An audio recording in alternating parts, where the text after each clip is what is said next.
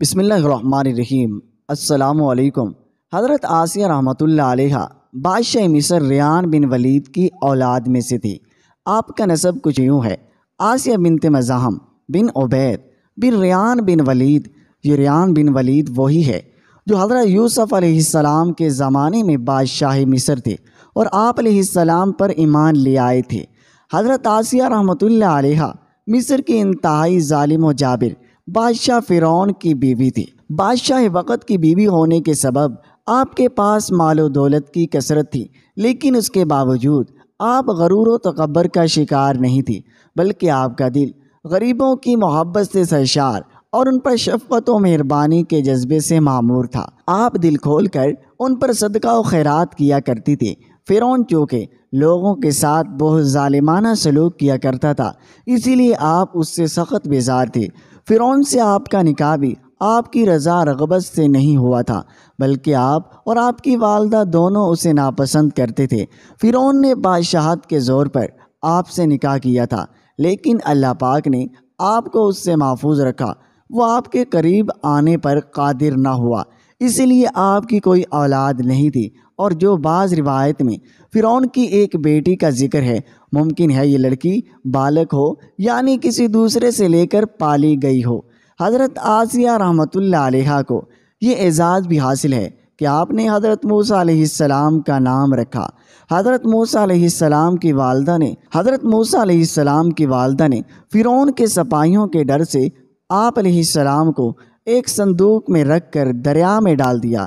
دریا سے ایک نہر فرعون کے محل کے پاس سے بہتی تھی۔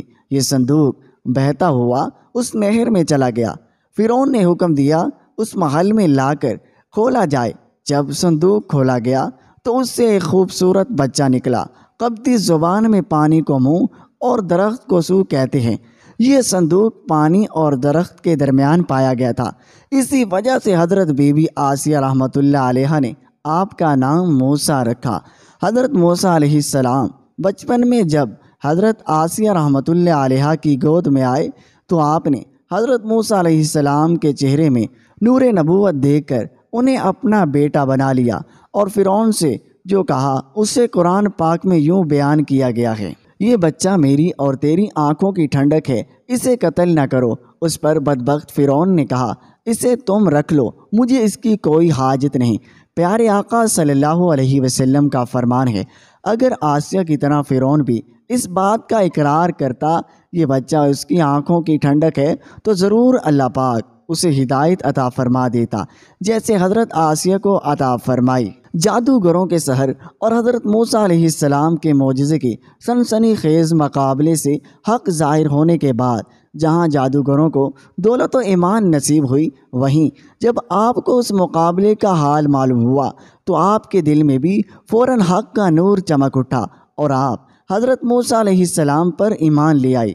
حضرت آسیہ رحمۃ اللہ علیہ کی ایک بہت بڑی فضیلت یہ ہے کہ آپ جنت میں پیارے آقا حضرت محمد صلی اللہ علیہ وسلم کی زوجہ ہوں گی، چونکہ مروی ہے جب ام المؤمنین حضرت سیدہ خدیجہ الکبریٰ رضی اللہ تعالی عنہا کی مرض وفات میں سرکار عالی مقام صلی اللہ علیہ وسلم تشریف لائے اور فرمایا: اے خدیجہ، تمہیں اس حالت میں دیکھنا مجھے گراں یعنی ناگوارا گزرا ہے، لیکن اللہ پاک نے اس گراں گزرے میں کثیر بلائی رکھی ہے۔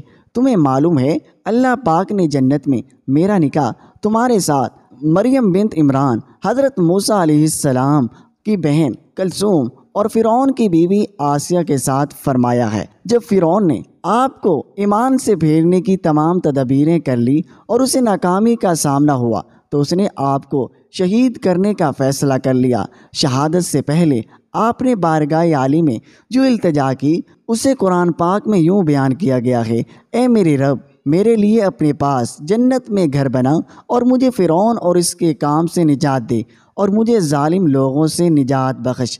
آپ کی شہادت کا واقعہ کچھ یوں ہے: فرعون نے اپنے کارندوں سے کہا پہلے اس کی کھال اتار دو اور پھر ایک بڑی چٹان لاؤ، اگر چٹان دیکھ کر بھی یہ ایمان پر قائم رہتی ہے تو چٹان اس پر گرا دو، اور اگر ایمان سے پھر جاتی ہے تو یہ میری بیوی ہے۔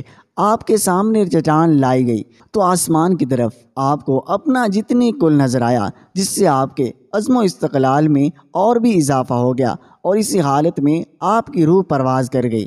اس کے بعد جب آپ پر چٹان گرائی گئی تو وہ ایسے بدن پر گری جس میں روح ہی نہیں تھی۔